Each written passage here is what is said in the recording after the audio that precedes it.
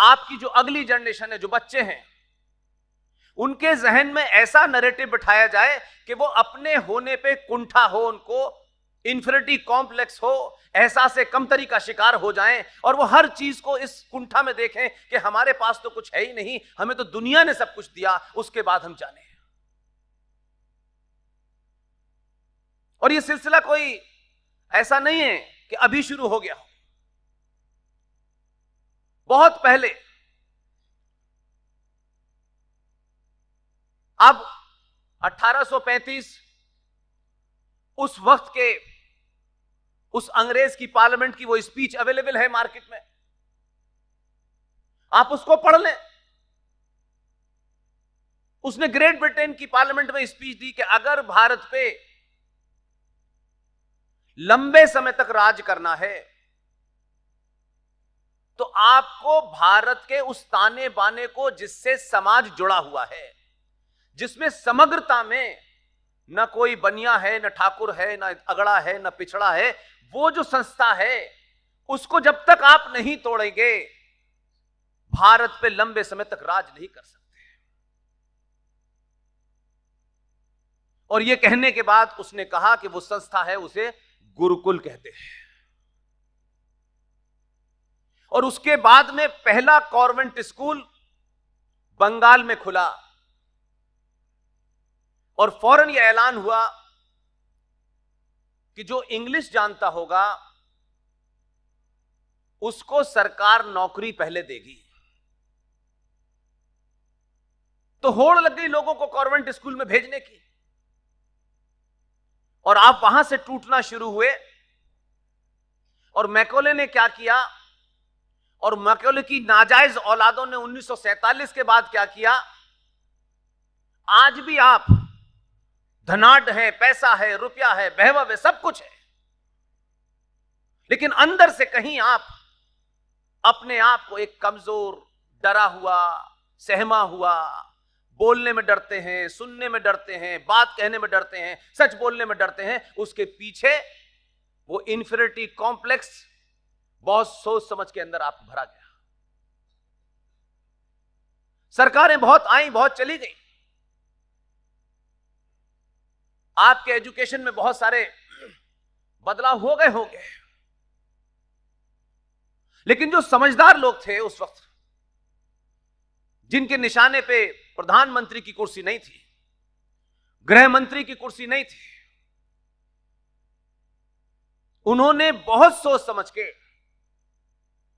जो सबसे अनइंपॉर्टेंट विभाग था उसकी मांग की।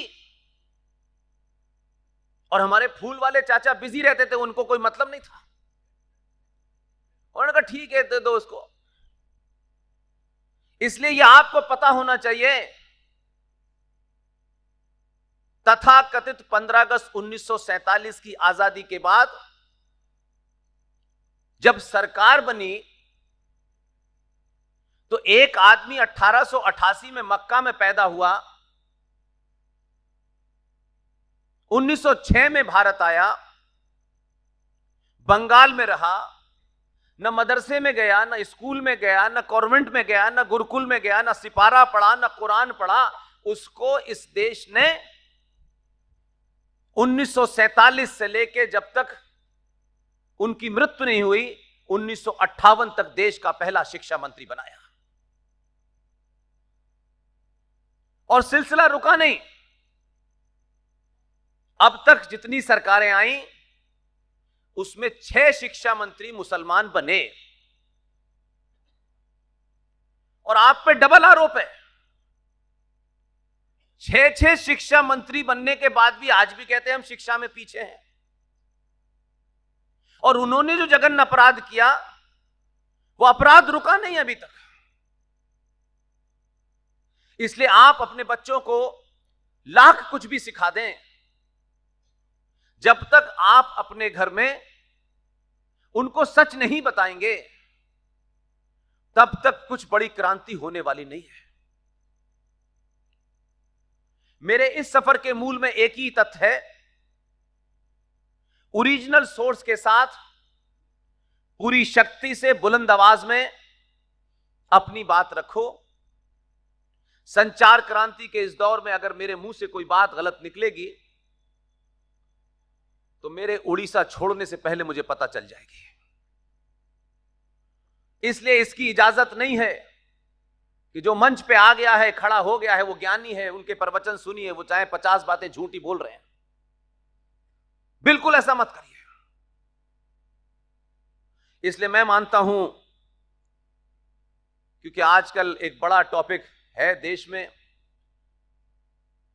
लोगों को चिंता है, लोग टीवी में उसकी रोज खबर देखते हैं, लेकिन अगर आप मुझसे पूछेंगे तो मुझे लगता है चाहे मैं हूं या आज के प्रोग्राम के आयोजक हो और तमाम सारे लोग जो आज यहां अपना महत्वपूर्ण समय छोड़कर आए हैं, मुझ जैसे साधारण आदमी को सुनने आए हैं, इतनी सारी माएं हैं और बहनें हैं, जब समय आता है तो प्रकृति बिना बताए लोगों को चुन लेती है और जो काम उसको कराना होता है वो ऐसे ही किसी से कराती है। उसके लिए एमपी बनने की जरूरत नहीं होती है। उन्हें मालूम है कि कुछ लोगों को एमपी बनने के लिए पैदा हुए हैं, वो सब कुछ दाव साम दाम दंड भेद पैसा रुपया ये वो करके एमपी बन जाएंगे, लेकिन करेंगे कुछ नहीं। इसलिए आज के दौर में मैं और हमारे तमाम साथी, जो कहा गया कि मैं 3 घंटे बोलता हूं, आप कहें तो मैं सुबह 4 बजे तक बोल सकता हूं। यह इसलिए नहीं है कि बोलने में कोई एनर्जी खर्च होती है, मैं आपको बड़ी ईमानदारी से कह रहा हूं। मैं मंच पे आता हूं, मुझे नहीं पता मुझे क्या बोलना है। एक शक्ति जिसने इस कार्य के लिए मुझे चुना है वही बुलवा रही है मुझसे।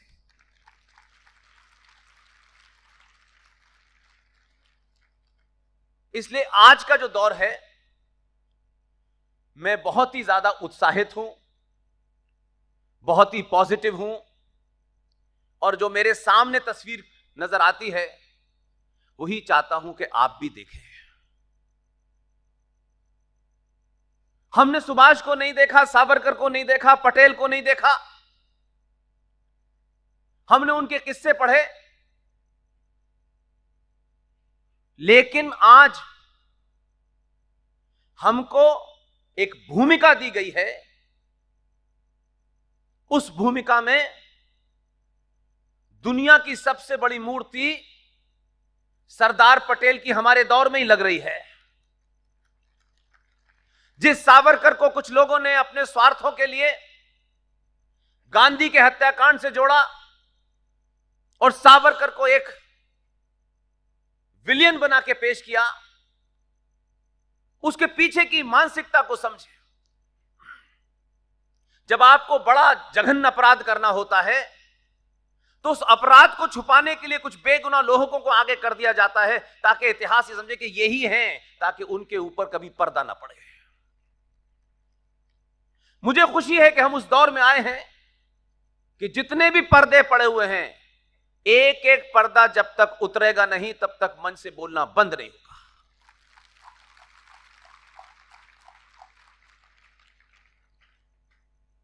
इसलिए जिस सावरकर को सुना है मैंने, आलू से सोना बनाने वाला कहता है I am not a Savarkar, तुम्हारी औकात भी नहीं है, तुम्हारे खानदान में कोई पैदा नहीं हो सकता जो सावरकर बन सके।